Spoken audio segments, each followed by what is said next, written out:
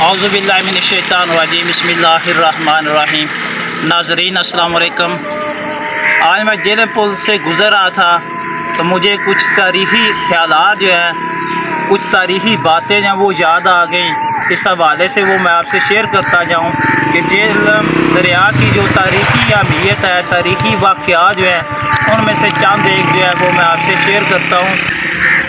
जेहलम दरिया जो है काफ़ी सदियों से बहता आ रहा है।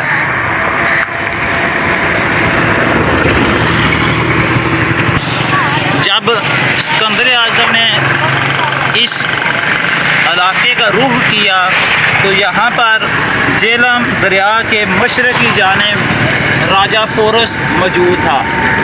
तो इस दरिया को पार करने के लिए सिकंदर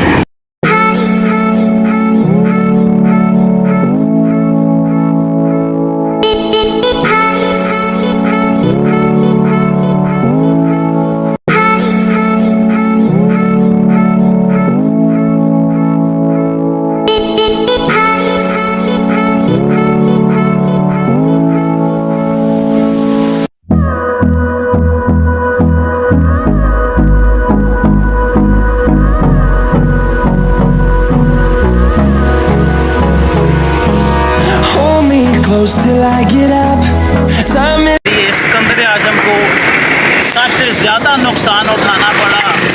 वो बड़ी मुश्किल से पार हुआ, लेकिन उसे बहुत ज़्यादा नुकसान का सामना करना पड़ा। ये दरिया सदियों से बहता आ रहा है।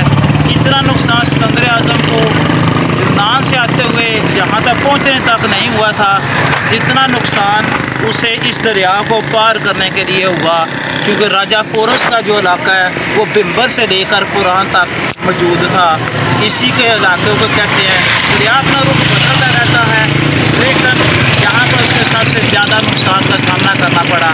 रात को बड़ी मुश्किल से जो है उसने इस दरिया को पार किया और इस जंग में राजा पोरस के दो बेटे भी जो हैं वो इस जंग में मारे गए थे। इसके बाद मुल्तान की तरफ का रुख किया। इसके बाद जो है वो मुख्तलिफ हुक्मरानों की हुकूमत आती रही और जब यहाँ पर अंग्रेज़ तशरीफ़ लाए तो फिर उन्होंने पुलों का आगाज़ किया, पुल तमीर करवाए। क्योंकि अंग्रेज़ों का मकसद ये था कि वो यहाँ से सामान जब वो खाम माल जो है वो बरतानिया लेकर जाते थे। इस गर्ज़ के लिए उन्होंने जो है वो पुल तमीर करवाए। तो ये पुल भी जो है ये आपको ये मैं बताता चलूँ आपको उसकी होगी कि ये पुल जो है 1872 ईस्वी में जो है ये तमीर हुआ था। लेकिन 100 साल से ज़्यादा अर्सा गुजर चुका है। तकरीबन 150 साल 150 साल गुजर चुके हैं। ये पुल जो है अल्हम्दुलिल्लाह तमीर शुदा भी जो है अपनी हालत में मौजूद है। ये तारीख़ी वाक़यात थे वहाँ से मैं शेयर किए हैं।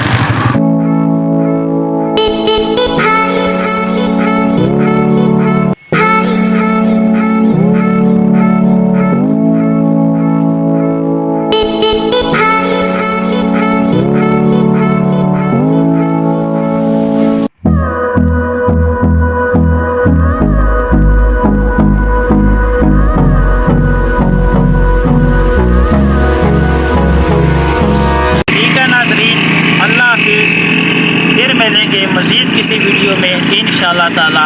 अस्सलामु अलैकुम व रहमतुल्लाहि व बरकातुहू।